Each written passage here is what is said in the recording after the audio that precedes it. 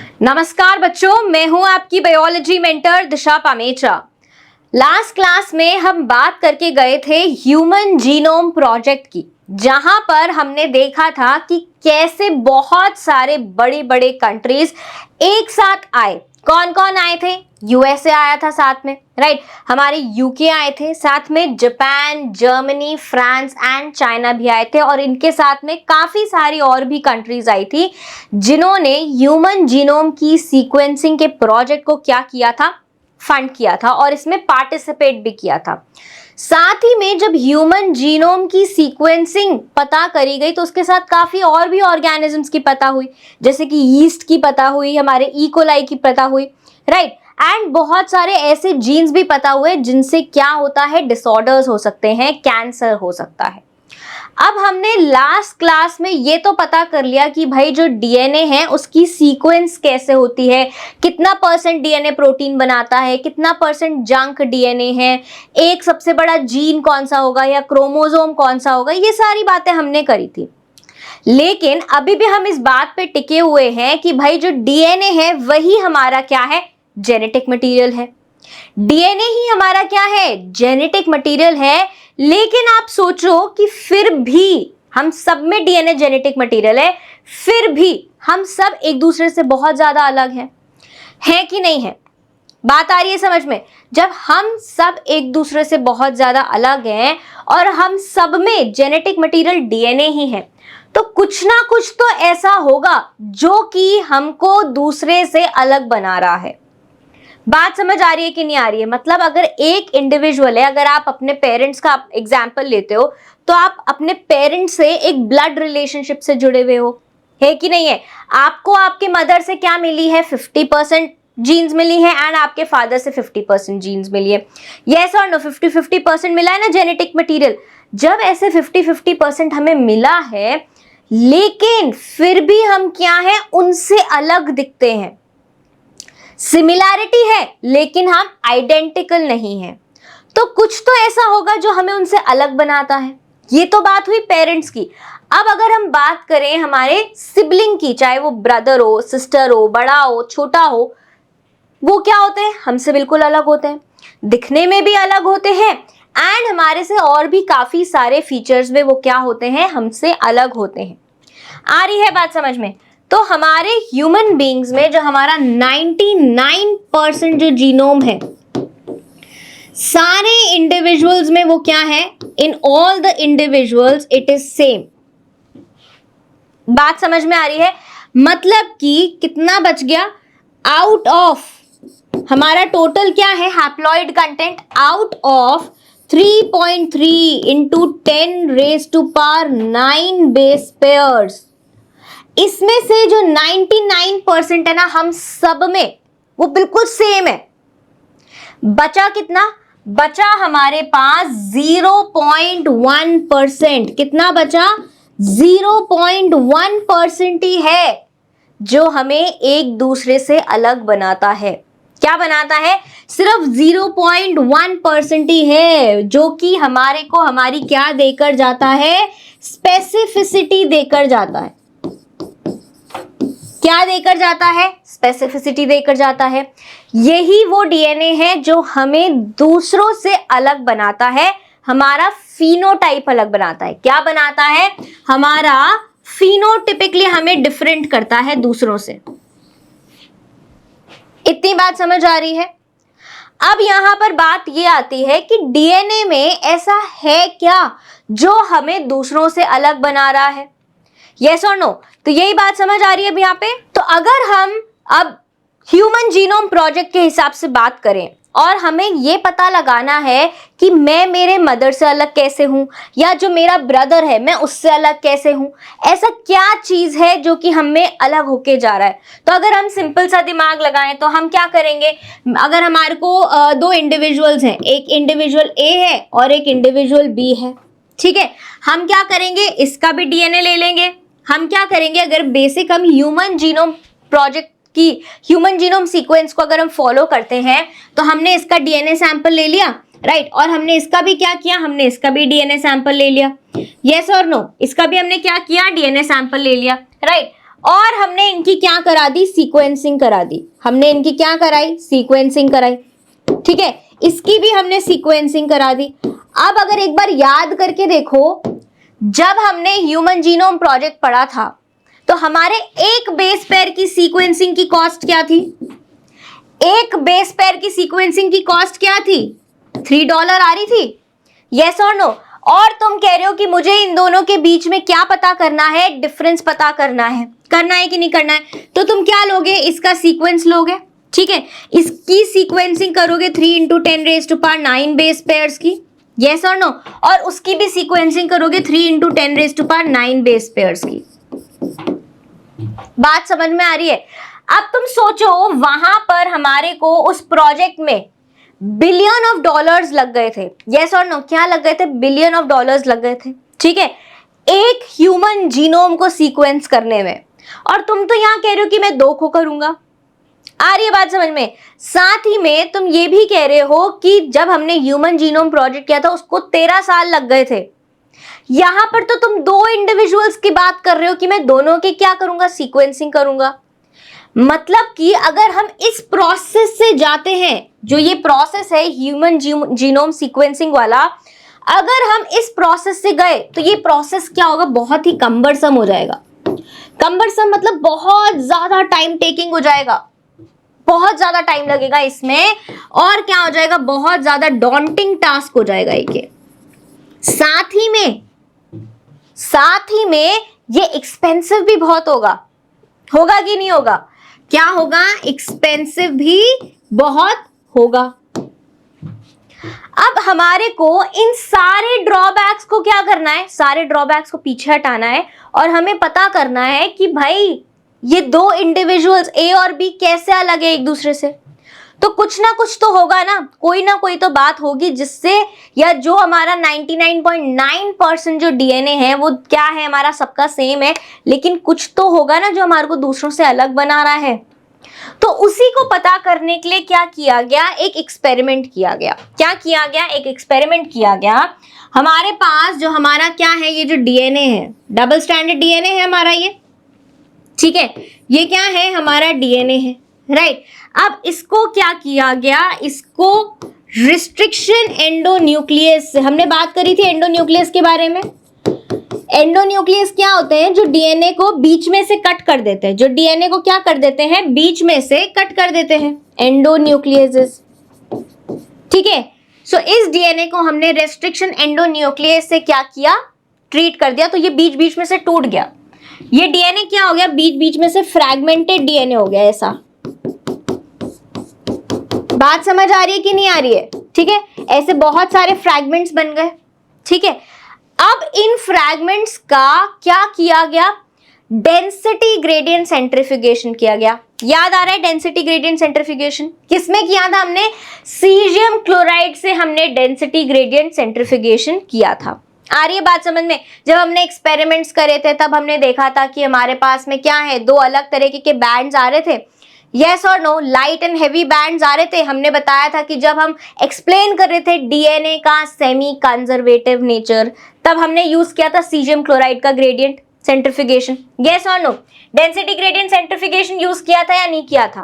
तो ये जो हमारे को डीएनए के फ्रैगमेंट्स मिले हैं, इसका हमने क्या किया, यहाँ पर इसको हमने लिया एक ट्यूब में, और इस ट्यूब का हमने क्या किया, इस ट्यूब में हमने ये डीएनए के फ्रैगमेंट्स लिए और इसका हमने क्या कर दिया, इसका हमने कर दिया सीजियम क्लोराइड का डेंसिटी ग्रेडियंट सेंट्रीफ्यूगेशन। क्या कर दिया, डेंसिटी ग्रेडियंट सेंट्रीफ्यूगेशन, ठीक है। बात समझ में आ रही है कि नहीं आ रही है, कि मतलब इस ट्यूब को लेकर हमने एक मशीन में डाला जो कि इसको बहुत स्पीड पे घुमाती है, 10,000 रोटेशंस पर मिनट, आरपीएम 50,000 100,000, इस रोटेशन पे ये स्पीड पे घुमाती है। बात समझ में आ रही है। अब जब इसको बहुत तेज घुमाया गया तो इसमें हुआ क्या, जो डीएनए फ्रैगमेंट्स बहुत ज्यादा हैवी थे वो कहाँ आ जाएंगे, जो डीएनए फ्रैगमेंट्स बहुत ज्यादा हैवी थे उनका एक नीचे बैंड बन गया, हैवी बैंड, ठीक है। और ये बैंड क्या होगा, बड़ा बैंड होगा, ब्रॉड बैंड होगा, यस और नो, चौड़ा बैंड होगा क्योंकि हमारा क्या है 99.9% डीएनए कैसा है हमारा, हैवी डीएनए है। कैसा डीएनए है, हैवी डीएनए है। राइट, बात समझ में आ रही है कि नहीं आ रही है? और यही हमारा क्या है, मेन डीएनए भी है। यही हमारा क्या है, this is our main DNA. और जो हमारा क्या है, एक लाइट बैंड है जो हमारा ऊपर की तरफ आया, दिस, इसकी क्या हमारे को बहुत सारी छोटी छोटी पीक्स मिली। क्या मिली, इसकी हमारे को बहुत सारी छोटी छोटी पीक्स मिली। और ये क्या है हमारा, ये हमारा वो 0.1% डीएनए है। कौन सा डीएनए है, लाइट डीएनए। कौन सा डीएनए है, यही हमारा लाइट डीएनए है। बात समझ में आ रही है? यही क्या है, हमारा लाइट डीएनए है जो कि हमारे को क्या बना रहा है, दूसरों से अलग बना के जा रहा है। बात समझ में आई? अब ये जो लाइट डीएनए है, इस लाइट डीएनए को क्या बोला गया, इस लाइट डीएनए को बोला गया सैटेलाइट डीएनए। क्या बोला गया, सैटेलाइट डीएनए। अब ये जो लाइट डीएनए है, ये लाइट क्यों है, क्योंकि इसमें क्या देखा गया, इसमें देखा गया हमारा एटी रिच देखा गया। ये जो डीएनए था ये कैसा था, ये एडेनोसिन और थाइमिन में क्या था, रिच था। ठीक है, एंड जो हमारा हैवी डीएनए था, ये जो हमारा हैवी डीएनए है, ये किस में रिच था, ये जीसी कंटेंट में रिच था। ये किस में रिच था, ये जीसी कंटेंट में रिच था। बात समझ में आ रही है? अब ये वाला जो हमारा लाइट डीएनए है, इस लाइट डीएनए में देखा गया कि बहुत सारे क्या है, रेपिटेटिव सीक्वेंसेस हैं। क्या है भाई, बहुत सारे रेपिटेटिव सीक्वेंसेस हैं। आ जाओ, ठीक है। तो यहां पर क्या देखा गया कि जो हमारा 0.1% का डीएनए है, जो हमारे को दूसरों से अलग बना रहा है, उसमें देखा गया कि क्या है, बहुत सारे रेपिटेटिव सीक्वेंसेस हैं। बात समझ में आ रही है? साथ ही में क्या देखा गया कि ये जो डीएनए है, ये क्या है, नॉन कोडिंग डीएनए है। मतलब ये कोई प्रोटीन वगैरह कोड नहीं कर रहा है। ये क्या है, ट्रांसक्रिप्शनली इनएक्टिव डीएनए है एंड ये कोई प्रोटीन वगैरह कोड नहीं करके जा रहा है। बात समझ आ गई इतनी सी? ठीक है, नॉन कोडिंग है, रेपिटेटिव सीक्वेंस है, राइट। एंड इसको क्या बोला गया, इसको ही बोला गया हमारा सैटेलाइट डीएनए। क्या बोला गया, इसको ही हमारा बोला गया सैटेलाइट डीएनए। बात समझ में आ रही है? अब ये जो सैटेलाइट डीएनए है, इसमें क्या है, बहुत सारी रिपीटेटिव सीक्वेंसेस हैं। रिपीट कैसे हो रही है सीक्वेंसेस, मान लो आपका क्या है, एक डीएनए स्ट्रैंड है। ये हमने क्या ले लिया है, यहाँ पर एक डीएनए का स्ट्रैंड ले लिया है। ठीक है, आ रही है बात समझ में? अब इस स्ट्रैंड में हमारे पास क्या होंगे, बेस पेयर्स होंगे। क्या होंगे, बेस पेयर्स होंगे। याद रखना, डबल स्ट्रैंडेड डीएनए है। ठीक है, बात समझ में आ रही है? अब अगर हम इसकी सीक्वेंस देखते हैं यहाँ पर, तो हम देख रहे हैं कि भाई ATGC, फिर इसके बाद में ATGC, फिर इसके बाद में ATGC, फिर इसके बाद में ATGC। क्या दिख रहा है आपको यहाँ पर कि यहाँ पर छोटे छोटे सीक्वेंसेस क्या हो रहे हैं, रिपीट हो रहे हैं। हो रहे हैं कि नहीं हो रहे हैं? कि ये डीएनए का एक स्ट्रैंड है, उसकी हमने सीक्वेंस निकाली, तो इसकी ऑपोजिट सीक्वेंस क्या होगी, यहाँ पर इसकी होगी TACG, TACG, TACG, TACG। ठीक है, बात समझ में आ रही है कि नहीं आ रही है? तो ये क्या है, these are our repetitive sequences. ये क्या है, ये रेपिटेटिव सीक्वेंस है, ये ऐसे रिपीट होती जा रही है। और इसी को हम क्या बोल के जा रहे हैं, इसी को हम बोलकर जा रहे हैं सैटेलाइट डीएनए। क्या बोलकर जा रहे हैं, इसी को हम बोलकर जा रहे हैं सैटेलाइट डीएनए। अब ये जो सैटेलाइट डीएनए है, इसको भी ना कैटेगरीज में डिवाइड कर दिया। क्या कर दिया, सैटेलाइट डीएनए को भी कैटेगरीज में डिवाइड कर दिया। सैटेलाइट डीएनए को किसके बेसिस के ऊपर, किसके बेसिस पे करा होगा, सोचो खुद।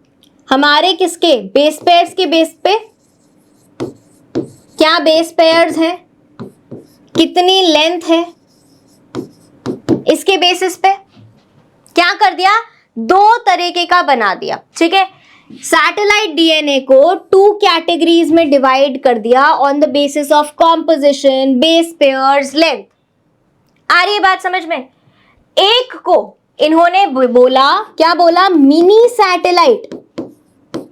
क्या बोला एक को इन्होंने बोला मिनी सैटेलाइट, और दूसरे को इन्होंने बोला माइक्रो सैटेलाइट, मतलब उससे भी छोटा, मिनी सैटेलाइट से छोटा। यस और नो? दूसरे को इन्होंने क्या बोला, माइक्रो सैटेलाइट। अब ये जो मिनी सैटेलाइट है, ये क्या था, ये भी रेपिटेटिव सीक्वेंस था।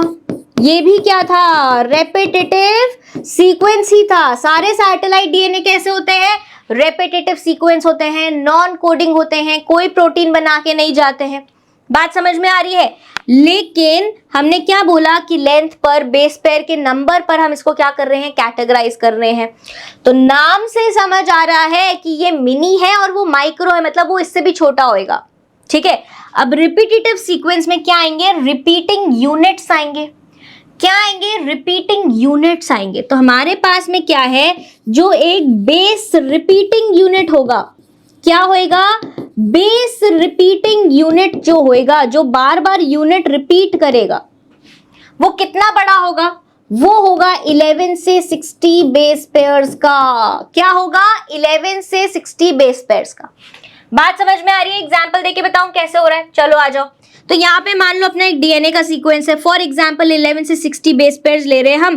तो यहाँ पर हम लेते हैं ATGC, ATGC, कितने हो गए, 8 हो गए, फिर ATG, ठीक है।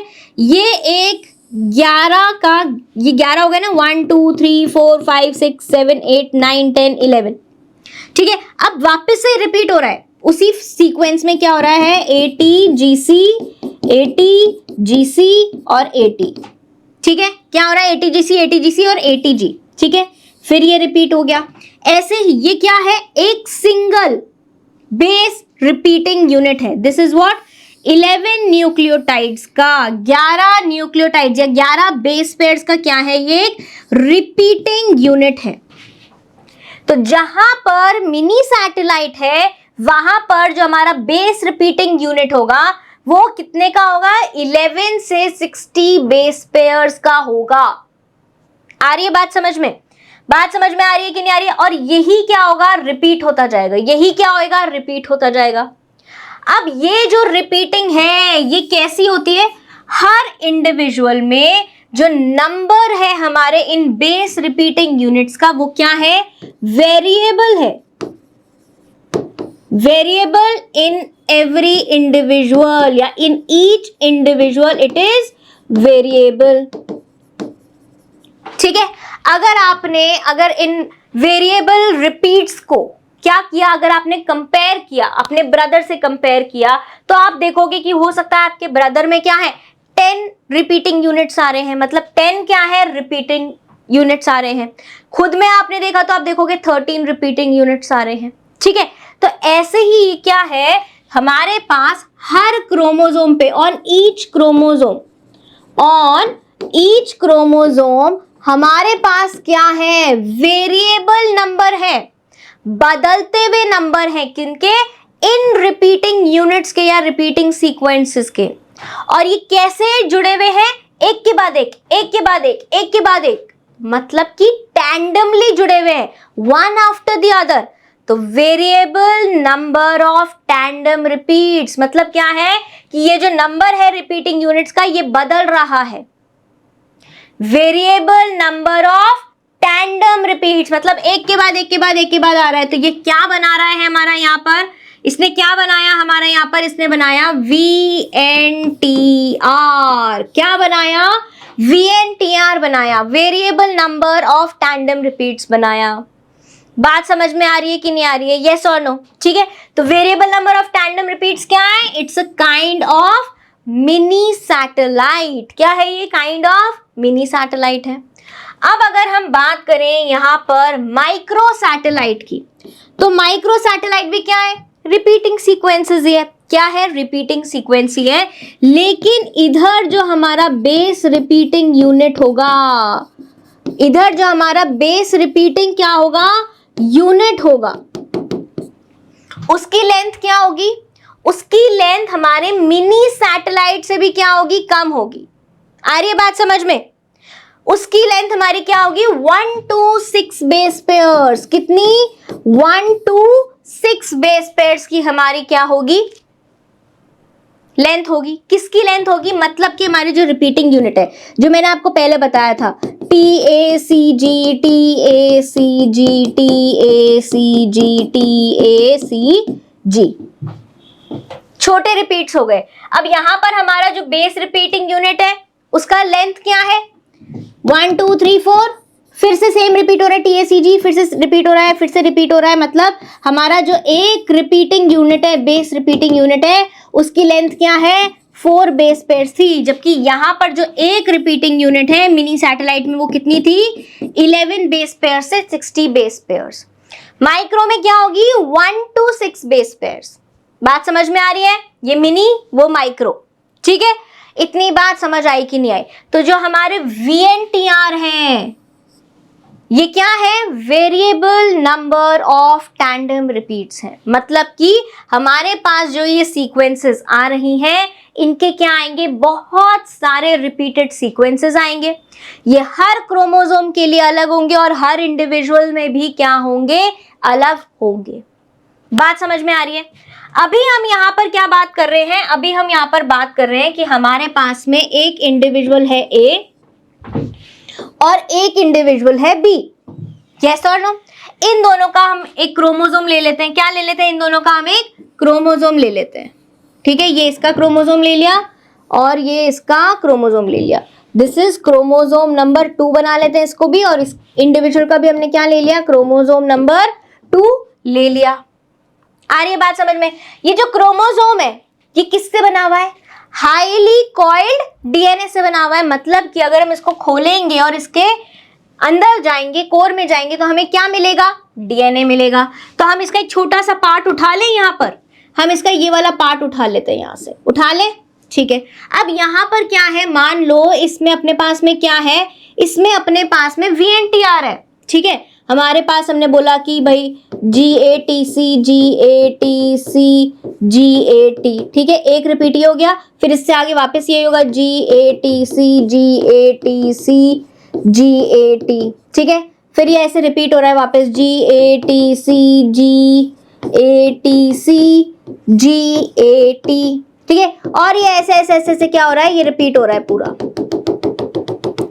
ठीक है। तो हमारी जो A इंडिविजुअल है, अगर हम बोलते हैं कि ये जो VNTR है ये कितनी बार रिपीट हो रहा है, ये कितनी बार रिपीट हो रहा है, मान लो हम कह रहे हैं, हम बोल रहे हैं यहाँ पर कि 18 टाइम्स रिपीट हो रहा है, ठीक है। किसमें, इंडिविजुअल A में। अब इससे इंडिविजुअल B कैसे अलग होएगा, जब यही हमारा जो क्या है, रिपीट है, यही हमने लिया और हमने देखा कि ये रिपीट कितना कर रहा है, मान लो ये रिपीट कर रहा है 21। तो ऐसे ही जो VNTR होते हैं, variable number of tandem repeats होते हैं, वो एक इंडिविजुअल से दूसरे इंडिविजुअल में डिफरेंस करने में क्या करते हैं, मदद करते हैं। क्या करते हैं, मदद करते हैं। अब मान लो हमने ये जो क्रोमोसोम लिया, क्रोमोसोम नंबर 2, ये हमने A के कहां से लिया, हेड से लिया। कहां से लिया, उस हेड से लिया जिसके ऊपर रूट जुड़ी हुई अभी, ठीक है। आपने ऐसे तोड़ा, और या फिर आपको लगता है कि जब आपने CID VID देखा हो तो वहां पे क्या मिलता है, हेयर सैंपल मिलता है। कई बार क्या मिलता है, कई बार हमारे को हेयर सैंपल नहीं मिलेगा तो कई बार हमारे को सीमेन सैंपल भी मिलता है, यस और नो।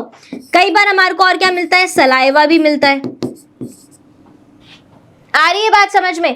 तो इन सब को यूज करके हम क्या कर सकते हैं, क्रोमोसोम 2 के ऊपर के जो रिपीट्स है उनको हम निकाल सकते हैं।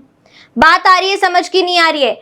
और A इंडिविजुअल का, चाहे आप हेयर ले लो, चाहे आप सीमेन ले लो, चाहे आप सलाइवा ले लो, या बॉडी का कोई भी टिश्यू का सेल ले लो आप, उसमें हर सेल के क्रोमोसोम नंबर 2 पे सेम नंबर ऑफ रिपीट्स मिलेंगे। अगर हम यहां बात कर रहे हैं ऑफ इंडिविजुअल A, लेकिन यही variable number of tandem repeats की अगर हम बात करते हैं बी से कंपैरिजन में, तो वहां पर वो क्या हो जाता है, डिफरेंट हो जाता है। और इसी प्रोसेस को हम क्या बोलते हैं, इसी प्रोसेस को हम बोलते हैं डीएनए फिंगरप्रिंटिंग। क्या बोलते हैं, डीएनए फिंगरप्रिंटिंग बोलते हैं। बात समझ में आ रही है कि नहीं आ रही है? हम सबने सीआईडी देखा है, हम सबने क्या देखा है, सीआईडी देखा है। अब क्या है, जो हमारे क्राइम करते हैं लोग, जो हमारे क्या होते हैं, क्रिमिनल्स हो गए हैं। पहले तो क्या होता था कि कोई अगर वेपन है, कोई मर्डर वेपन है, उसको अगर पकड़ा तो उसके ऊपर क्या आ जाते थे, फिंगरप्रिंट्स आ जाते थे। उन फिंगरप्रिंट से सीआईडी क्या करती थी, किलर को पहचान लेती थी। लेकिन धीरे धीरे जैसे एवोल्यूशन हुआ, वैसे क्रिमिनल्स भी क्या हुए, इवॉल्व हुए। उन्होंने ग्लव्स पहनना चालू कर दिया, जिसको बहुत ज्यादा और हाई क्रिमिनल मेंटालिटी थी। उन्होंने अपने स्किन के फिंगरप्रिंट्स को क्या कर लिया, चेंज करवा लिया। मतलब पहले क्राइम कर लिया, फिर फिंगरप्रिंट्स को चेंज करवा लिया। तो इस वजह से बहुत सारे क्रिमिनल्स पकड़ में ही नहीं आते थे। तो जैसे ये क्रिमिनल्स इवॉल्व हुए, वैसे हमारी टेक्निक्स भी इवॉल्व हुई। यस और नो, सही बात है कि नहीं है? तो अब यहां पर क्या हुआ, अब बात आई कि हम फिंगरप्रिंट से नहीं, अब हम डीएनए के फिंगरप्रिंट से क्या करेंगे, पता लगाएंगे कि भाई क्रिमिनल कौन है। डीएनए का फिंगरप्रिंट तो आप नहीं चेंज कर सकते, आप भले हाथ के फिंगरप्रिंट्स चेंज कर दो, लेकिन आपके पूरे टिश्यू के सेल्स में तो वही डीएनए है ना। जो क्रोमोसोम 2 आपके यहाँ के फिंगर के स्किन के सेल में होगा, वही आपके यहाँ के सेल में भी होगा, वही आपके सीमेन में होगा, वही आपके सलाइवा में होगा, और वही आपके हेयर फॉलिकल में भी होगा। तो आप तो इस चीज को तो आप चेंज कर नहीं सकते, जैसे आप नॉर्मल फिंगरप्रिंट्स को चेंज कर सकते हो। बात समझ में आ रही है कि नहीं आ रही है? तो सबसे बड़ा काम डीएनए फिंगरप्रिंट का हमारा कहाँ आ रहा था, फॉरेंसिक्स में आ रहा था। दूसरा डीएनए फिंगरप्रिंटिंग का काम कहां पे आया, जहां पर पैटर्निटी और मैटर्निटी इश्यूज हो रहे थे कि जो चाइल्ड है उसका पेरेंट कौन है या मदर कौन है, ये पता लगाने के लिए भी हम क्या करते हैं, ये पता लगाने के लिए भी हम डीएनए फिंगरप्रिंटिंग कर सकते हैं। साथ में एवोल्यूशनरी स्टडीज करने के लिए भी हम क्या कर सकते हैं, डीएनए फिंगरप्रिंटिंग कर सकते हैं। जेनेटिक डिसऑर्डर्स देखने के लिए भी हम क्या कर सकते हैं, डीएनए फिंगरप्रिंटिंग कर सकते हैं।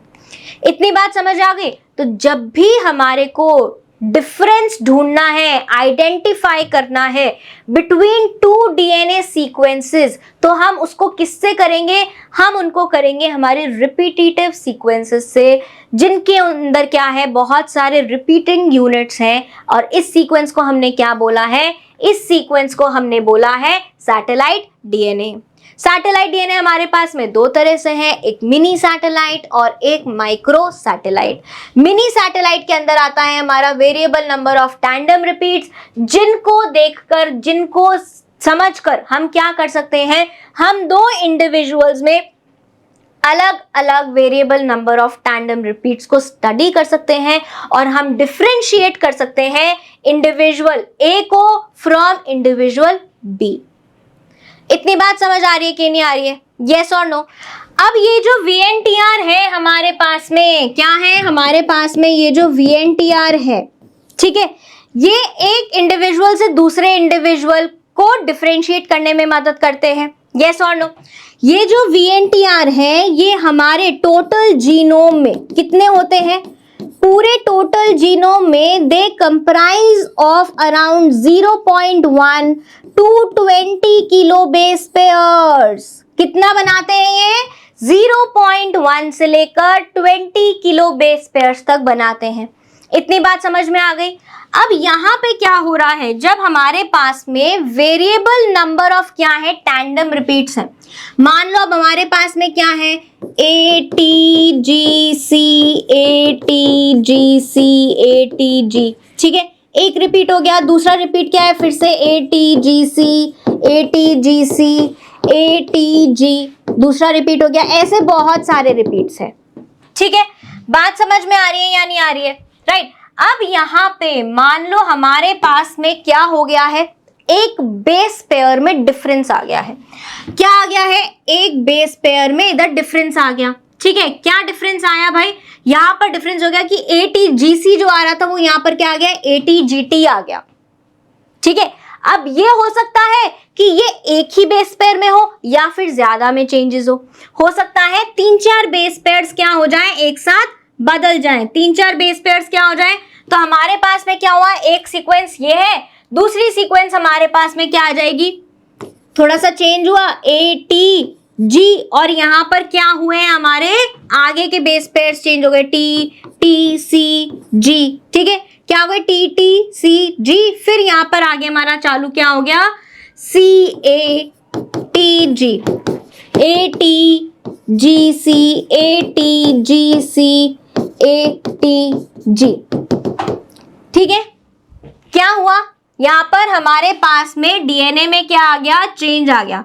बेस सीक्वेंस क्या थी हमारी, जो हमारा ओरिजिनल सीक्वेंस था वो क्या था, ATGC, ATGC, ATG, ठीक है। और उसके बाद में क्या थी, फिर से रिपीट थी ATGC, ATGC, ATG। ये क्या थी, this was our original sequence. ये कौन सी सीक्वेंस थी, हमारी ओरिजिनल सीक्वेंस थी, ठीक है। इस ओरिजिनल सीक्वेंस में क्या हुआ, बहुत सारे थोड़े थोड़े म्यूटेशंस होने लगे कि हमारे पास यहाँ पर 4 बेस पेयर चेंज हो गए, या फिर कभी एक बेस पेयर चेंज हो गया, या फिर ज्यादा number of base pair change हो गए। इतनी बात समझ में आ रही है, ठीक है। अब हम ये कह रहे हैं कि हमारे पास ये जो VNTRs हैं ये कैसे है, इनहेरिटेबल है। कैसे हैं, जो हमारे पास में VNTR हैं वो कैसे होते हैं, इनहेरिटेबल होते हैं। मतलब एक जेनरेशन से दूसरे जेनरेशन में जाएंगे, ये क्या होएगा, एक जेनरेशन से दूसरे जेनरेशन में ट्रांसफर होंगे। लेकिन क्या है, ये नॉन कोडिंग है, लेकिन क्या है, कोई प्रोटीन को कोड नहीं करते ये। तो इनमें क्या होता है, धीरे धीरे जो म्यूटेशन होते हैं वो क्या होने लगते हैं, म्यूटेशन अक्यूमुलेट होने लगते हैं, इकट्ठे होने लगते हैं। म्यूटेशन क्या होने लगते हैं, अक्यूमुलेट होने लगते हैं। और इन म्यूटेशन के इकट्ठा होने की वजह से पूरा एक क्या बन जाता है, नया शक्ल बन जाता है। क्या बन जाता है, नया शक्ल बन जाता है, नई सीक्वेंस ऑफ रिपीटिंग यूनिट्स आ जाती है, यस और नो। और इसी को ही हम क्या बोलते हैं, इसी को ही हम बोलते हैं, ये जो चेंज हो रहा है, शक्ल बदल गई, ये जो चेंज हो रहा है इस ओरिजिनल सीक्वेंस से क्या बदल गई, शक्ल बदल गई। और इसी को हम बोलते हैं डीएनए पॉलीमॉर्फिज्म। क्या बोलते हैं, डीएनए पॉलीमॉर्फिज्म, कि जो हमारा डीएनए है वो अपनी धीरे धीरे क्या बदल रहा है, शक्ल बदल रहा है, अपना क्या बदल रहा है, सीक्वेंस बदल रहा है। और ये कहाँ हो रहा है, ये इन्हीं रिपीटिंग सीक्वेंस में हो रहा है। और ये इनहेरिट भी होता है, क्या होता है, इनहेरिट भी होता है, लेकिन कैसा होता है, ये नॉन कोडिंग होता है। कैसा होता है, नॉन कोडिंग होता है, इसलिए इसका इतना पता नहीं चलता। मान लो अगर कोडिंग सीक्वेंस में हमारे यूक्रोमैटिन में अगर क्या हो रहा है, चेंज हो रहा है, तो प्रोटीन बदल जाएगा, डिसऑर्डर हो जाएगा। लेकिन जब VNTR में चेंज हो रहा है तो कोई भी डिसऑर्डर नहीं हो रहा है। और धीरे धीरे ये क्या होते हैं, म्यूटेशंस अक्यूमुलेट होते जाते हैं। और इसी को ही हम क्या बोलते हैं, डीएनए पॉलीमॉर्फिज्म बोलते हैं। क्या बोलते हैं, डीएनए पॉलीमॉर्फिज्म। बात समझ में आ रही है, ठीक है।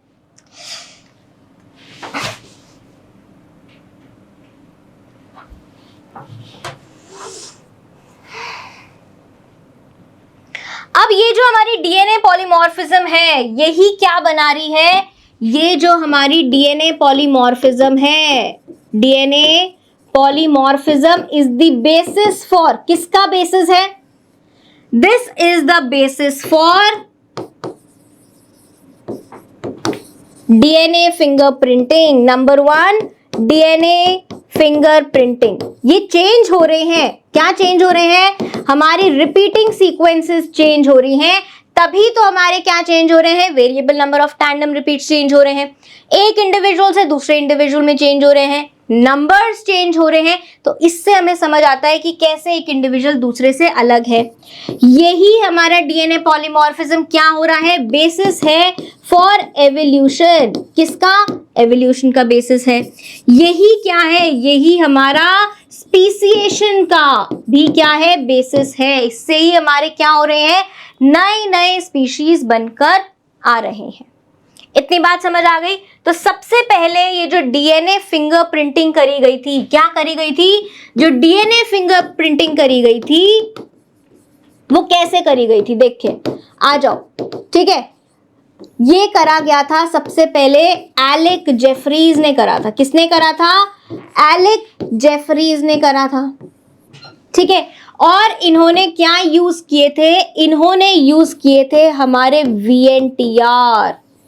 क्या यूज किए थे, वीएनटीआर को यूज किया था एज प्रोब यूज किया था, ठीक है। अब इस एक्सपेरिमेंट की बात करते हैं कि ये एक्सपेरिमेंट आखिर किया कैसे गया, ठीक है। कैसे पता करेगा कि हमारे डीएनए के अंदर क्या होते हैं, बहुत सारे वेरिएबल नंबर होते हैं टैंडम रिपीट्स के, ठीक है। तो अब क्या हुआ, एक सैंपल लिया गया, किसका, डीएनए सैंपल लिया गया। किसका सैंपल लिया गया, डीएनए का सैंपल लिया गया, ठीक है। और इस डीएनए के सैंपल को क्या किया गया, वही खच खच खच खच खच खच मतलब रेस्ट्रिक्शन एंडोन्यूक्लियस से हमारे डीएनए को फ्रैगमेंट किया गया। क्या किया गया, रेस्ट्रिक्शन एंडोन्यूक्लियस से हमारे डीएनए को फ्रैगमेंट किया गया। बात समझ में आ रही है। तो यहां पर हम क्या लिखेंगे कि रेस्ट्रिक्शन एंडोन्यूक्लियस यूज किया है, जिससे कि हमारे डीएनए को क्या किया है, छोटा छोटा छोटा छोटा कट कर दिया है, ठीक है। अब क्या करेंगे, इसको हम हमारे सेपरेट करेंगे। क्या करेंगे, क्योंकि ये अलग अलग लेंथ के डीएनए हैं, ठीक है। कोई डीएनए लंबा होगा, कोई डीएनए छोटा होगा, किसी में ज्यादा बेस पेयर होंगे, किसी में कम बेस पेयर होंगे। तो इसको हम क्या करेंगे, हम इसके साइज पर क्या करेंगे, इसको सेपरेट करेंगे। क्या करेंगे, साइज पर हम इसको सेपरेट करेंगे। आ जाओ देख लेते हैं। तो हम साइज पे सेपरेट करने के लिए क्या यूज करेंगे, हम यूज करेंगे जेल इलेक्ट्रोफोरेसिस। क्या यूज करेंगे, जेल इलेक्ट्रोफोरेसिस। ये जायज सी बात है, एक वाइल में पड़ा होगा, राइट। कहां पड़ा होगा, एक वाइल के अंदर ऐसा पड़ा होगा, एक ट्यूब के अंदर पड़ा होगा। ये जो फ्रैगमेंट्स हैं इस ट्यूब के अंदर पड़े होंगे, यस और नो, ऐसे पड़े होंगे। और इस ट्यूब में हम माइक्रोपिपेट डालेंगे, सैंपल सक करेंगे और कहाँ लोड कर देंगे, इस वेल में लोड कर देंगे। आ रही है बात समझ में। और जो सबसे बड़े स्ट्रैंड होंगे, बड़े से छोटे तक क्या होएगा, ये सेपरेट होता जाएगा। पहले बड़ा, फिर उससे छोटा, फिर उससे छोटा, फिर उससे छोटा, फिर उससे छोटा, ठीक है। जो सबसे छोटा होगा वो भाग भाग के एकदम आगे आ जाएगा, राइट। एंड ये जेल इलेक्ट्रोफोरेसिस में जो हमारे डीएनए के फ्रैगमेंट्स हैं, ये क्या हो जाएंगे, उनके साइज के अकॉर्डिंग क्या हो जाएंगे, सेपरेट हो जाएंगे। बात समझ में आ रही है। अभी यहाँ पर क्या है, ये मिक्स्ड है। जैसे ही हमने क्या किया, जेल इलेक्ट्रोफोरेसिस किया, ये हम कहाँ पढ़ेंगे, ये हम बायोटेक्नोलॉजी वाले चैप्टर में पढ़ेंगे। बात समझ में आ रही है, जहां पर आप देखोगे कि कैसे डीएनए को उसके लेंथ और चार्ज के बेसिस पर जेल इलेक्ट्रोफोरेसिस में सेपरेट किया जाता है। बात समझ में आ गई, इतनी बात समझ में आ गई। अब यहां पर क्या हो रहा है, यहां पर हमारे ऊपर ऊपर के स्ट्रैंड्स कौन से होंगे, जो बहुत ही लंबे होंगे, बड़े साइज के होंगे, और जो नीचे होंगे वो सबसे छोटे होंगे। जो नीचे होंगे वो क्या होंगे, सबसे छोटे होंगे, ठीक है। अब यहां पर क्या करेंगे, हमारे पास में ये जो आपका जेल है, ये जेल क्या होता है, बहुत ही अनस्टेबल होता है। जेल क्या होता है, बहुत ज्यादा अनस्टेबल होता है। अगर हमारा ये जेल खराब हो गया तो क्या होगा, जो हमने इतनी मेहनत करी है वो भी, उस पर भी पूरा पानी फिर जाएगा, यस और नो। तो डीएनए को हमने उसके साइज के अकॉर्डिंग क्या कर लिया, सेपरेट कर लिया। मतलब कि जो बड़े बड़े फ्रैगमेंट्स हैं वो ऊपर ऊपर रह गए, क्योंकि वो तेजी से भाग नहीं पाए जेल में, और जो छोटू छोटू हैं वो भाग भाग के कहाँ गए, हमारे दूसरे एंड के ऊपर आ गए। बात समझ में आ गई। अभी ये जो डीएनए फ्रैगमेंट्स हैं, ये सारे कैसे हैं, सब डबल स्ट्रैंडेड है। सारे कैसे हैं, डबल स्ट्रैंडेड है, यस और नो। तो यहां पर भी ये कैसे होंगे, सारे डबल स्ट्रैंडेड होंगे। सारे क्या होंगे, डबल स्ट्रैंडेड होंगे। बात समझ में आ रही है कि नहीं आ रही है। तो हम क्या करेंगे, इस जेल को पहले हम सारे जो इसके ऊपर डीएनए फ्रैगमेंट्स है उनको हमारे को क्या करवाना है, सिंगल स्ट्रैंडेड करवाना है। मतलब कि जो दो स्ट्रैंड्स है उनके बीच का हाइड्रोजन बॉन्डिंग तोड़ना है। क्या करना है, हाइड्रोजन बॉन्डिंग तोड़ना है। तो हाइड्रोजन बॉन्डिंग को कैसे तोड़ेंगे, देखो हाइड्रोजन बॉन्डिंग को हम इस जेल को किससे ट्रीट करेंगे, इस जेल को हम ट्रीट करेंगे एक एल्कली से। किससे ट्रीट करेंगे, एक एल्कली से ट्रीट करेंगे। और एल्कली से जब हम इसको ट्रीट करेंगे तो हमारा जो डबल स्ट्रैंडेड डीएनए है, क्या है, डबल स्ट्रैंडेड जो हमारा डीएनए है वो किस में कन्वर्ट हो जाएगा, सिंगल स्ट्रैंडेड डीएनए में। किस में कन्वर्ट हो जाएगा, सिंगल स्ट्रैंडेड डीएनए में। तो यहां पर जो आपके पास में जेल पे जो स्ट्रैंड्स हैं अब वो कैसे हो गए, एकदम सिंगल स्ट्रैंडेड हो गए, तो ज्यादा वल्नरेबल हो गए, टूट सकते हैं।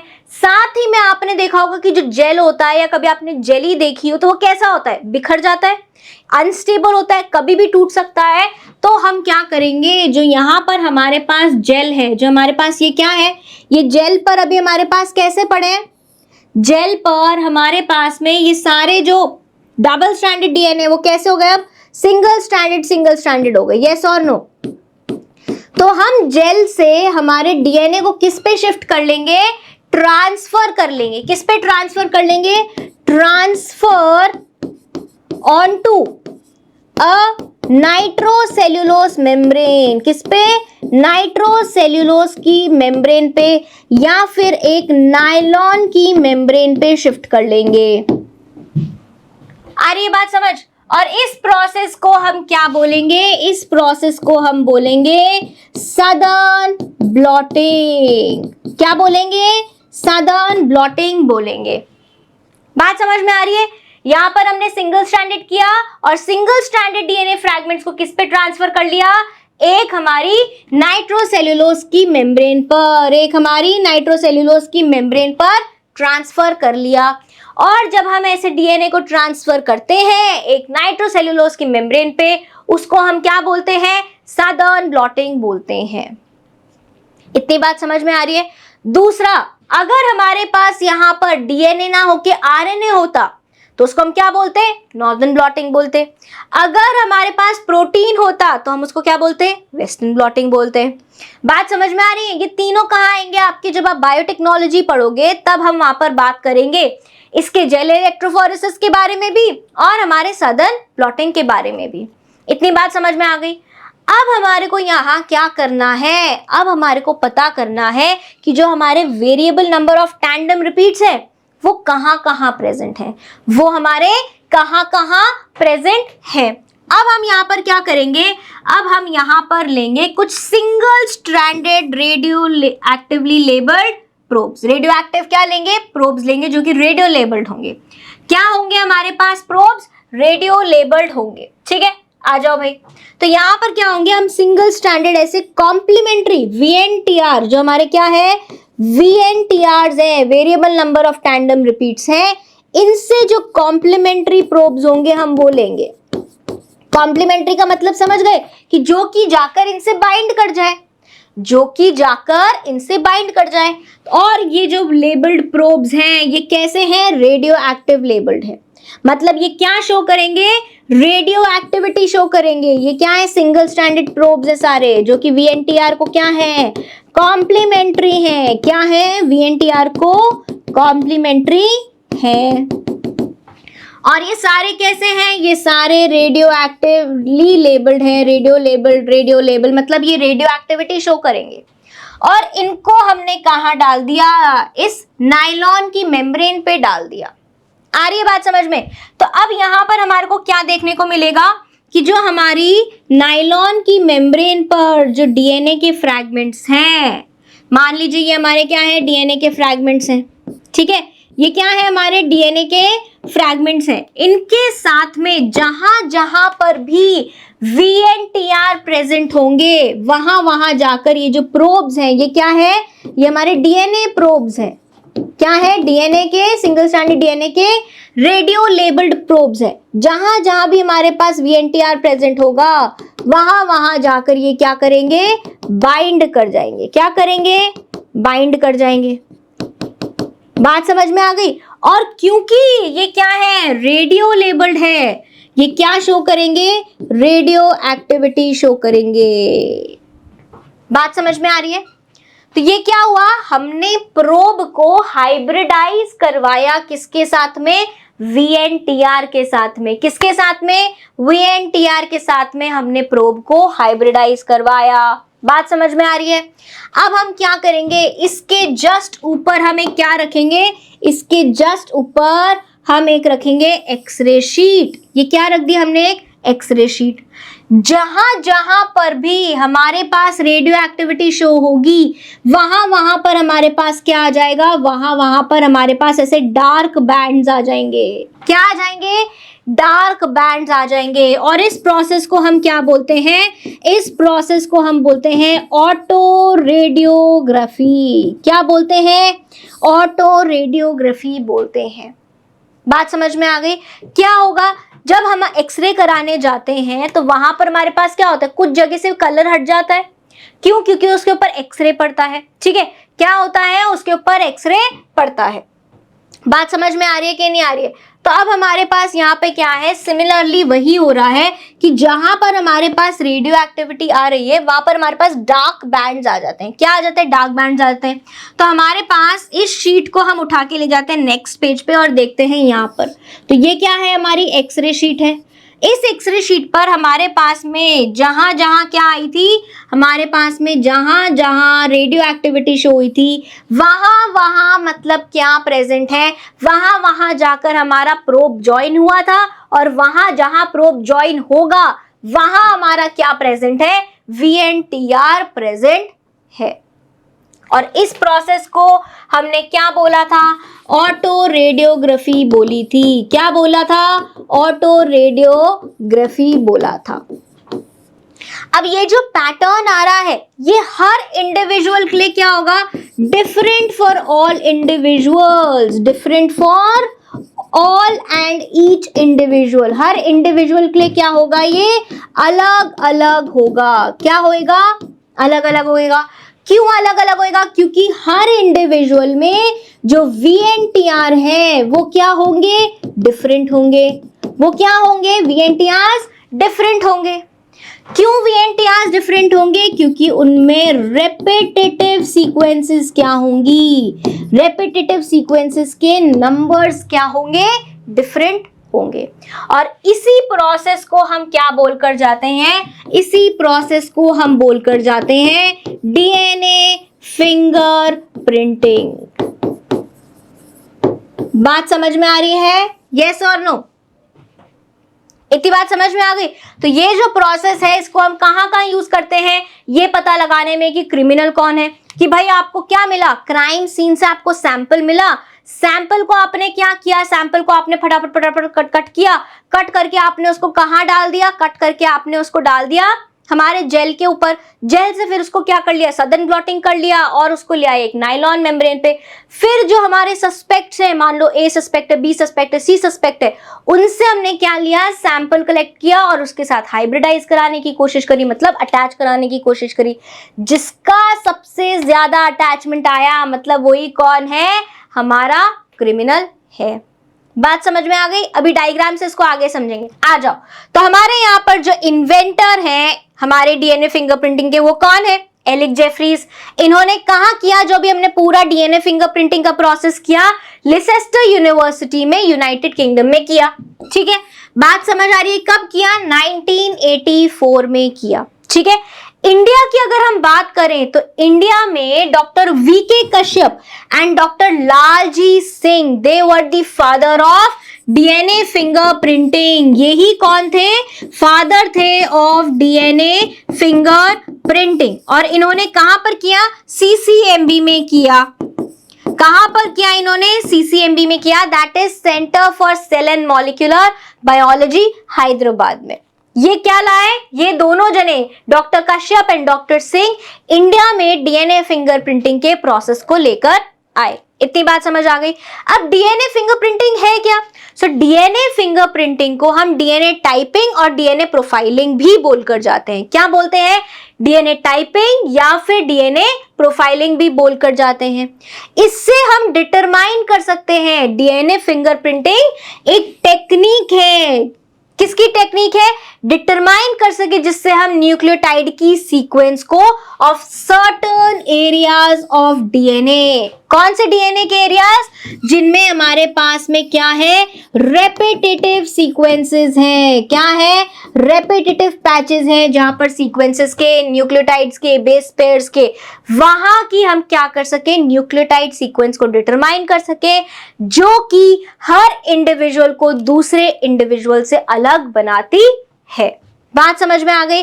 और इसी डीएनए फिंगरप्रिंटिंग से हम आइडेंटिफाई कर सकते हैं एक पर्सन को on the basis of his or her DNA specificity. आ रही है बात समझ में? तो हर इंडिविजुअल के पास में क्या है? एक अलग डीएनए फिंगरप्रिंटिंग है, जो उसको दूसरे इंडिविजुअल से क्या बनाता है? यूनिक बनाता है। तो उसके पास में उसका जो डीएनए फिंगरप्रिंट है वो भी कैसा होगा? यूनिक होगा। लेकिन अगर हम ए इंडिविजुअल की बात करते हैं, तो चाहे उसका स्किन सेल हो, चाहे हेयर सेल हो, चाहे हमारे पास बोन हो, सलाइवा हो, ब्लड हो, कोई भी सेल हो, इसमें सब जगह जो हमारी फिंगरप्रिंटिंग होगी वो कैसी होगी? सेम होगी। So DNA fingerprint is the same for every cell, tissue and organ of a person. बात समझ में आ रही है कि अगर मेरी डीएनए फिंगरप्रिंटिंग कराई जाए या आपकी डीएनए फिंगरप्रिंटिंग कराई जाए, तो अगर आपके यहां से स्किन सेल लिया जाए, चाहे बोन का सेल लिया जाए, चाहे आपकी सलाइवा ली जाए, ब्लड लिया जाए या हेयर लिया जाए, सब में सेम फिंगरप्रिंटिंग आएगी। बात समझ में आ रही है या नहीं आ रही है? Yes. So this DNA fingerprinting ये एक आइडियल तरीका है to distinguish, differentiate an individual from other people would be his or her entire genomic DNA sequence. यही है। लेकिन हमने क्या बोला कि अगर हम इंटायर डीएनए सीक्वेंस को क्या करते हैं? अगर हम सीक्वेंस करते हैं, कोड करते हैं, तो क्या हो जाएगा? बहुत ज्यादा टाइम टेकिंग हो जाएगा। क्या हो जाएगा? बहुत ज्यादा टाइम टेकिंग हो जाएगा। साथ ही में क्या होगा? बहुत थकाने वाला काम भी होगा, रेपिटेटिव काम बहुत ज्यादा होगा और बहुत ज्यादा एक्सपेंसिव भी होगा। इन सारे ड्रॉबैक्स को हटाने के लिए हमारे पास में कौन आई है? डीएनए फिंगरप्रिंटिंग की टेक्निक आई है, जहां पे हम हमारे डीएनए के 0.1% रीजन को, स्पेसिफिक रीजन को स्टडी करके, एनालाइज करके पता लगा सकते हैं कि क्या ये दोनों इंडिविजुअल्स अलग हैं या सेम है। बात समझ में आ गई? सो 0.1% base pairs out of 3 × 10⁹ base pairs क्या है? इंडिविजुअलिटी प्रोवाइड करते हैं, डिफरेंस क्रिएट करते हैं between two human beings.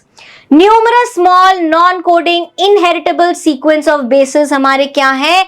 Repetitive patches बनाते हैं। क्या बनाते हैं? रेपिटेटिव डीएनए बनाते हैं। एंड यहां पर क्या है? This is an area with same sequence of basis. मतलब कि जैसे मैंने आपको बताया था, एक patch of ATGC ATGC ATG, ऐसे ये रिपीट होती जाएगी। वापस से फिर ये पूरा का पूरा रिपीटिंग यूनिट आएगा, फिर वापस से आएगा, और इनके जो नंबर्स हैं वो भी क्या होंगे? वेरिएबल होंगे। कैसे होंगे? वेरिएबल होंगे। And this is repeated several times. This is repeated several times. बात समझ में आ रही है? कहाँ कहाँ ये हमारे VNTRs प्रेजेंट होंगे? आपको टीलोमियर्स में मिल जाएंगे। टीलोमियर्स क्या होता है? ये अगर आपका क्रोमोसोम है, क्या है? ये आपका क्रोमोसोम है। तो क्रोमोसोम के जो एंड्स हैं, क्रोमोसोम के क्या हैं? ये जो एंड्स हैं, इन एंड्स को हम क्या बोलते हैं? इनको हम बोलते हैं टीलोमियर। क्या बोलते हैं? टीलोमियर बोलते हैं। सेंट्रोमियर पे आपको क्या मिल जाएगा? सेंट्रोमियर पे आपको मिल जाएंगे हमारे रिपीटेटिव यूनिट्स। हमारे को वाई क्रोमोसोम पे क्या मिलेंगे? रेपिटेटिव यूनिट्स मिलेंगे। हेटेरोक्रोमैटिन में हमारे को क्या मिलेंगे? रेपिटेटिव यूनिट्स मिलेंगे। हेटेरोक्रोमैटिन याद है? जो कि डेंसली पैक्ड होता था, डेंसली स्टेन्ड होता था, ट्रांसक्रिप्शनली इनएक्टिव होता था। याद आ रही कि नहीं आ रही है? तो ये सब क्या है? यहाँ सब जगह आपको क्या मिलेगा? आपको रेपिटेटिव डीएनए मिलेगा। बात समझ में आ रही है? So this repetitive DNA is separated from the bulk DNA, main DNA, the heavy DNA by caesium chloride density gradient centrifugation. और ये जो अलग हो के बाहर निकलेगा, मैंने आपको क्या बताया था, एक एक्सपेरिमेंट बताया था जहां पर हमने क्या किया था, एक ये हैवी डीएनए का बैंड बनाया था जो कि क्या है हमारा 99.9% डीएनए है, और यही हमारा क्या है, हैवी डीएनए है। और ये हैवी डीएनए क्यों है? क्योंकि ये जीसी रिच है। कैसा रिच है? जीसी रिच है। जबकि इसके ऊपर एक क्या बना था, लाइट बैंड बना था। क्या बना था? लाइट बैंड बना था, जो कि 0.1% होता है हमारे टोटल डीएनए का, टोटल बेस पेयर्स का, एंड इसको हम बोलते हैं लाइट डीएनए। क्या बोलते हैं? लाइट डीएनए बोलते हैं, राइट। किसमें रिच होता है? एटी रिच होता है। किसमें रिच होता है? एटी रिच होता है। और इसी लाइट डीएनए को हम क्या बोलकर जाते हैं? सैटेलाइट डीएनए बोलकर जाते हैं। बात समझ में आ रही है? ठीक है। फिर हमारे पास में क्या है? Satellite DNA that is repetition of bases is in tandems, मतलब एक के बाद एक के बाद एक के बाद एक चिपक चिपक के आ रहे हैं। एंड सैटेलाइट डीएनए को भी हमने दो कैटेगरीज में डिवाइड किया है, एक माइक्रो सैटेलाइट, एक मिनी सैटेलाइट। किस किस के ऊपर बेस्ड है ये? This is based on the length, the base composition की 80 रिच है, जीसी रिच है या क्या है, and number of tandemly repetitive units, कितने रिपीटिंग यूनिट्स हैं, कितने रिपीटिंग यूनिट्स मतलब रिपीटिंग यूनिट्स के अंदर कितने हमारे पास में बेस पेयर्स है। तो हमने माइक्रो सैटेलाइट में और मिनी सैटेलाइट की बात करी थी कि मिनी सैटेलाइट में जो हमारा रिपीटिंग यूनिट होगा, बेस रिपीटिंग यूनिट होगा, वो कितने का होगा? 11 to 60 बेस पेयर। और यही हमारे क्या बनाता है? Variable number of tandem repeats बनाता है। जबकि जो माइक्रो सैटेलाइट है उनमें जो रिपीटिंग यूनिट होएगा वो कितना बड़ा होएगा? 1 to 6 बेस पेयर का होएगा। और ये क्या बनाएगा? ये बनाएगा शॉर्ट टैंडम रिपीट्स। क्या बनाएगा? शॉर्ट टैंडम रिपीट्स बनाएगा। बात समझ आ रही है कि नहीं आ रही है? यस और नो? तो सैटेलाइट डीएनए और क्या शो करता है? पॉलीमॉर्फिज्म शो करता है, क्योंकि उसके अंदर क्या आ रहा है? बहुत सारे म्यूटेशंस हो जाते हैं, जिसकी वजह से सैटेलाइट डीएनए का, रेपिटेटिव डीएनए का शक्ल बदल जाती है। और जब बहुत सारी शक्ल के एक ही चीज प्रेजेंट हो तो उसको हम क्या बोलते हैं? पॉलीमॉर्फिज्म बोलते हैं। पॉलीमॉर्फिक बोलते हैं कि नहीं बोलते हैं? यस और नो? तो सैटेलाइट डीएनए क्या दिखाता है? पॉलीमॉर्फिज्म दिखाता है। और इसी वेरिएशन की वजह से, म्यूटेशन की वजह से क्या हो रहा है? डीएनए में बदलाव आ रहा है। और अगर डीएनए में जो ये बदलाव है, जो म्यूटेशन आ रहा है, किस में आ रहा है ये म्यूटेशन? ये म्यूटेशन अगर आ रहा है हमारे सैटेलाइट डीएनए में, क्या आ रहा है? सैटेलाइट डीएनए में अगर आ रहा है mutation more than frequency of 0.01, इस फ्रीक्वेंसी से अगर ज्यादा आ रहा है तो इसको हम क्या बोलेंगे? DNA polymorphism. क्या बोलेंगे? DNA polymorphism. बात समझ में आ रही है? So occurrence of mutation in a population at a very high frequency, और ये फ्रीक्वेंसी क्या होगी? दैट इज मोर देन 0.01 की फ्रीक्वेंसी से अगर ज्यादा हमारे को ये म्यूटेशन दिखता है, ये म्यूटेशन इनहेरिट भी होता है, नेक्स्ट जनरेशन में भी जाता है, तो भी हमारे को, तब हमारे को इसको क्या बोलेंगे? डीएनए पॉलीमॉर्फिज्म बोलेंगे। बात समझ में आ रही है? ये क्या है? Variant at a locus, frequency of more than 0.01 in a population of a mutation, तब हम इसको क्या बोलते हैं? डीएनए पॉलीमॉर्फिज्म बोलते हैं। बात समझ में आ रही है?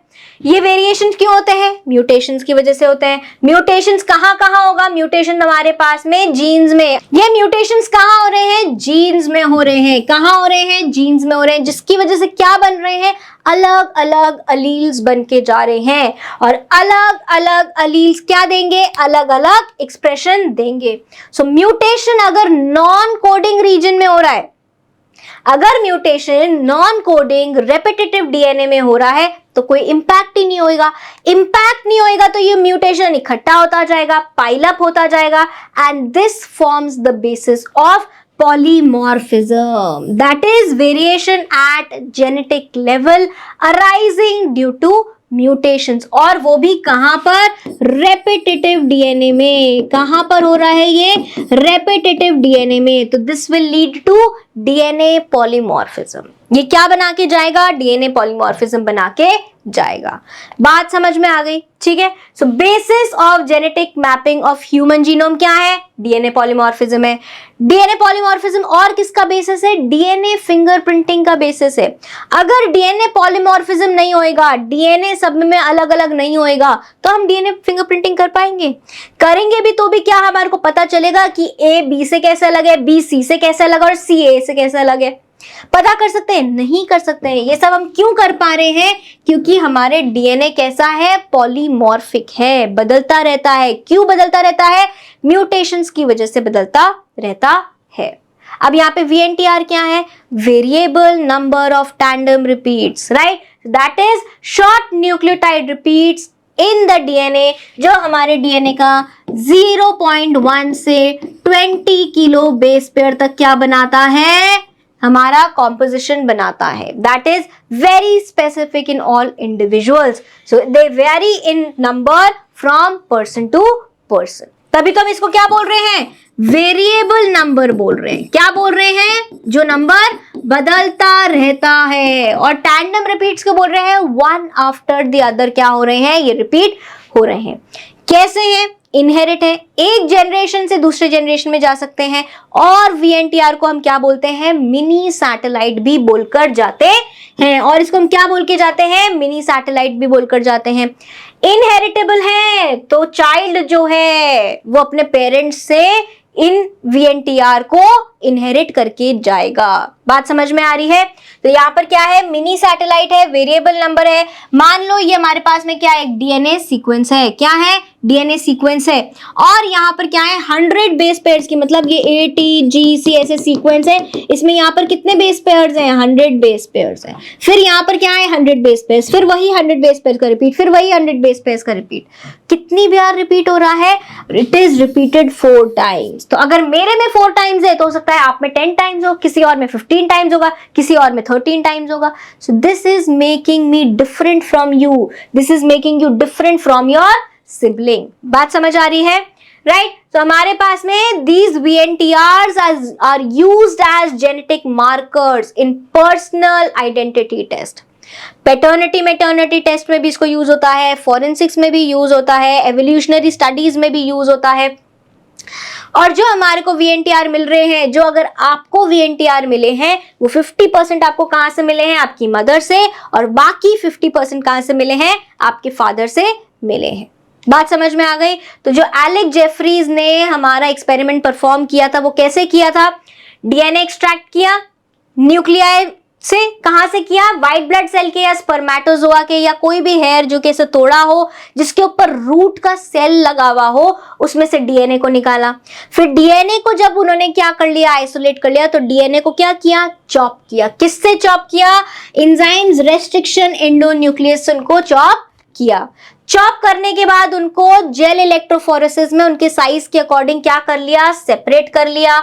आ रही है बात समझ में। उसके बाद में इसको और क्या भी करा सकते हैं, इसको हम क्या कर सकते हैं, बढ़ा भी सकते हैं नंबर में, एम्पलीफाई भी कर सकते हैं। और एम्पलीफाई हम किससे कर सकते हैं, PCR से कर सकते हैं, पॉलीमरेज चेन रिएक्शन से करके जा सकते हैं। बात समझ में आ गई। नाउ अब ये जो हमारे पास में डीएनए फ्रैगमेंट्स हैं, इनको क्या किया गया, ट्रीट किया गया विद अल्कलाइन केमिकल्स, ताकि जो डबल स्ट्रैंडेड थे उनको क्या कर दें, सिंगल स्ट्रैंडेड कर दें।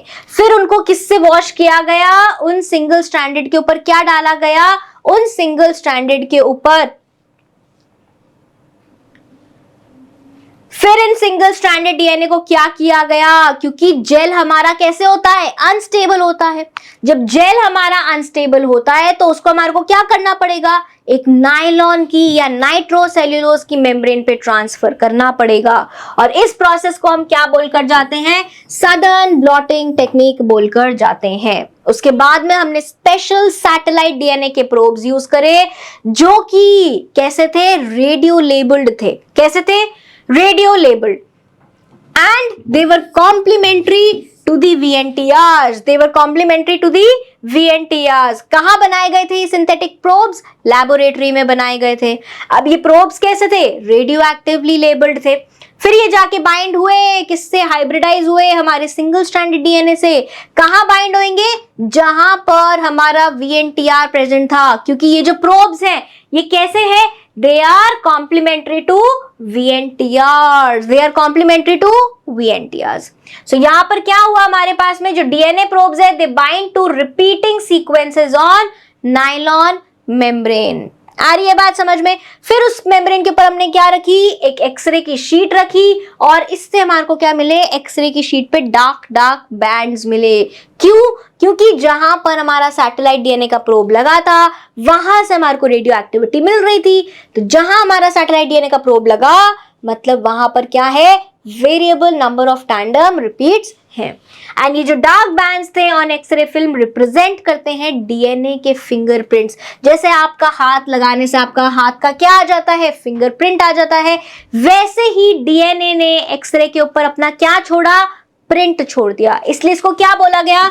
DNA finger printing. और इस प्रोसेस को हमने क्या बोला है? Auto radiography. क्या बोला है? Auto radiography. बात समझ में आ रही है? ब्लड सैंपल से डीएनए निकाला, डीएनए को कट किया, जेल पे उसको सेपरेट किया साइज के और चार्ज के अकॉर्डिंग, फिर उसको हमने सिंगल स्ट्रैंडेड किया। आ रही है बात समझ में? सिंगल स्ट्रैंडेड करने के बाद हमने उसको क्या किया? एक नायलॉन की मेम्ब्रेन पे ट्रांसफर किया। नायलॉन मेम्ब्रेन पे ट्रांसफर करने के बाद डीएनए प्रोब से उसको क्या करवाया? हाइब्रिडाइज करवाया। एक्सेस ऑफ डीएनए को प्रोब को वॉश कर दिया। उसके बाद में हमने उसके ऊपर एक क्या लगाई? एक्सरे फिल्म लगाई, और एक्सरे फिल्म के ऊपर हमने क्या देखा? डीएनए का फिंगरप्रिंट देखा। इज दिस क्लियर और नॉट? आ रही है बात समझ में? ठीक है। कहां कहां हमारे डीएनए फिंगरप्रिंटिंग यूज हो सकते हैं? तो जो स्किन की फिंगरप्रिंटिंग है उसको हम क्या कहते हैं? डर्मेटोग्लाइफिक्स। क्या बोलते हैं? डर्मेटोग्लाइफिक्स। जब डीएनए फिंगरप्रिंटिंग हम करते हैं so this can distinguish between one human being to another. आ रही है बात समझ में? लेकिन क्योंकि ये बायोलॉजी है, एक्सेप्शन साथ में चलता है। कहां पर हम डिफरेंशिएट नहीं कर सकते? मोनोजाइगोटिक ट्विंस में। जो ट्विंस हमारे एक ही जाइगोट से बने हैं, किससे बने हैं? एक ही जाइगोट से बने हैं, जिनका सेक्स भी सेम है और जिनका डीएनए जीनोम भी 100% सेम है, जो आइडेंटिकल ट्विंस हैं, उनके ऊपर डीएनए फिंगरप्रिंटिंग काम नहीं करती। तो आप ये सोच रहे हो कि मान लो मैम अगर मोनोजाइगोटिक ट्विंस क्रिमिनल्स हैं तो भाई फिंगरप्रिंट निकालेंगे, फिंगरप्रिंट तो अलग होएगा। यस और नो? कि किसी ने जिसने भी उनमें से पकड़ा होगा हमारा मर्डर वेपन, उससे हम निकाल लेंगे। और भी तो बाकी सारी कार्रवाई होती है कि नहीं होती है? यस और नो? ठीक है। तो इससे हम और क्या पता कर सकते हैं? पैटर्निटी मैटर्निटी डिस्प्यूट्स को भी हम रिजॉल्व कर सकते हैं। किससे? डीएनए फिंगरप्रिंटिंग से। आओ देखते हैं कैसे। अब ये क्या है? हमारी मदर है, ये हमारा चाइल्ड है। ये क्या है? मदर के VNTR के बैंड्स हैं। क्या है? मदर के VNTR के बैंड्स। ये चाइल्ड के VNTR के बैंड्स हैं। डैड होने के कौन इस बच्चे का फादर हो सकता है? उसकी यहां पर 3 पॉसिबिलिटी दी गई है, डैड 1, डैड 2 एंड डैड 3। अब जिस डैड के VNTR चाइल्ड से सबसे ज्यादा मिलेंगे वही क्या होएगा? फादर होगा। क्यों? क्योंकि जो हमारे VNTR है वो कैसे है? इनहेरिटेबल है। यहां पर VNTR की क्या प्रॉपर्टी आती है? That is VNTR is inheritable. कैसे है? VNTR इनहेरिटेबल है। आ रही है बात समझ में? अब देखो, चाइल्ड के पास में मदर से ये वाला सेम आया VNTR, मदर से ये वाला VNTR सेम आया, मदर से VNTR ये वाला सेम आया। अब हमारे को मैचिंग किससे करनी है? फादर से करनी है। किससे करनी है? फादर से करनी है। तो बचा ये वाला। ये जो VNTR है डैड 1 में नहीं है, ये जो VNTR है डैड 1 में नहीं है, मतलब क्रॉस आउट कर दो। डैड 2 और डैड 3 में दोनों में ये वाला VNTR प्रेजेंट है जो बच्चे में प्रेजेंट है। उसके बाद में यहां पर कोई VNTR नहीं है, इस जगह पे कोई VNTR है नहीं है, लेकिन डैड 1 में है, मतलब ये इसका नहीं है अभी।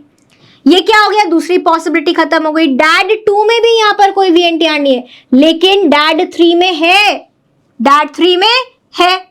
दूसरा हमारा VNTR जो कि चाइल्ड के पास मदर से नहीं आया, वो ये 2 है, 2 बैंड्स हैं। आ रही है बात समझ में?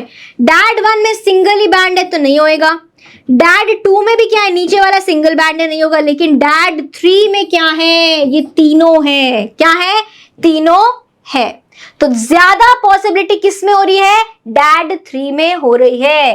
तो VNTRs की मदद से हम क्या पता लगा सकते हैं, मेटर्निटी और पैटर्निटी इश्यूज को भी रिजॉल्व कर सकते हैं। बात समझ में आ रही है या नहीं आ रही है?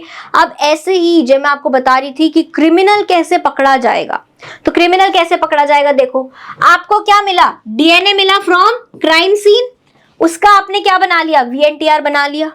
अब आपके पास में दो क्या है, दो आपको लग रहा है कि जिनके ऊपर आपको शक है, ठीक है, सस्पेक्ट है वो आपके, तो आपने एक का सैंपल लिया, ए इंडिविजुअल का, फिर बी का सैंपल लिया, उनके VNTRs बना ले। अब आप मैच करो कि किसके सबसे ज्यादा मैच हो रहे हैं। देखो यहां पर जो प्रेजेंट है वो बी में प्रेजेंट है, ए में जो प्रेजेंट है वो यहां पर मिसिंग है, तो ए का ये गलत हो गया। जो सी में प्रेजेंट है वो आपका कहां प्रेजेंट है, बी में प्रेजेंट है, लेकिन ए में प्रेजेंट नहीं है। ये दूसरा वाला भी कहां है, बी में प्रेजेंट है, ठीक है। फिर यहां पर मिसिंग है जो ए में प्रेजेंट है। ये दोनों किस में प्रेजेंट है, दोनों बी में प्रेजेंट है। ए में यहां पर ऊपर वाला मिसिंग है और नीचे वाला VNTR मिसिंग है, जबकि हमारे पास में यहां पर तो क्राइम सीन से जो DNA आया है उसमें VNTR है ही नहीं, यहां पर भी नहीं है। और लास्ट VNTR जो हमें क्राइम सीन से सैंपल में मिल रहा है वही हमारे को बी सैंपल में भी मिल रहा है। तो बात समझ में आ रही है, जिसके VNTR ज्यादा मैच हो रहे हैं वही हमारा क्या है, वही हमारा क्रिमिनल है। यही कौन है, हमारा क्रिमिनल है। 100% श्योरिटी के साथ हम बता सकते हैं। बात समझ में आ गई, ठीक है। सो DNA fingerprinting provides information about a relationship of man with apps. कैसे हम एवोल्यूशन करके आए, कैसे हमारा एवोल्यूशन ट्री बन रहा है, कैसे एप से मैन आए, and it can also be used to study the breeding patterns of animal facing the danger of extinction से भी हम जानवरों को बचा सकते हैं। So DNA fingerprinting is also helpful in restoring the health of patients who are suffering from blood cancer, that is leukaemia, right. So DNA fingerprinting में जो VNTRs हैं they are very very specific at times for a lot of disorders. बात समझ में आ रही है। सो DNA fingerprinting कहाँ कहाँ काम आ रही है, पैटर्निटी मैटर्निटी इश्यूज में हमारे को काम आ रही है, साथ ही में फॉरेंसिक्स में काम आ रही है, यस और नो, क्रिमिनल्स को पकड़ने में, सस्पेक्ट्स को पकड़ने में काम आ रही है, एवोल्यूशन में काम आ रहा है, यस और नो, स्पीसिएशन कैसे हो रहा है इसमें काम आ रहा है। So this DNA fingerprinting has proved to be very very useful. आ रही है बात समझ की नहीं आ रही है? तो इसी के साथ में हमारा एक बहुत ही भारी chapter molecular basis of inheritance यहीं पे कंप्लीट होता है। मैं मिलूंगी आपसे नेक्स्ट क्लास में हमारे नए चैप्टर एवोल्यूशन के साथ में। तब तक के लिए बाय बाय।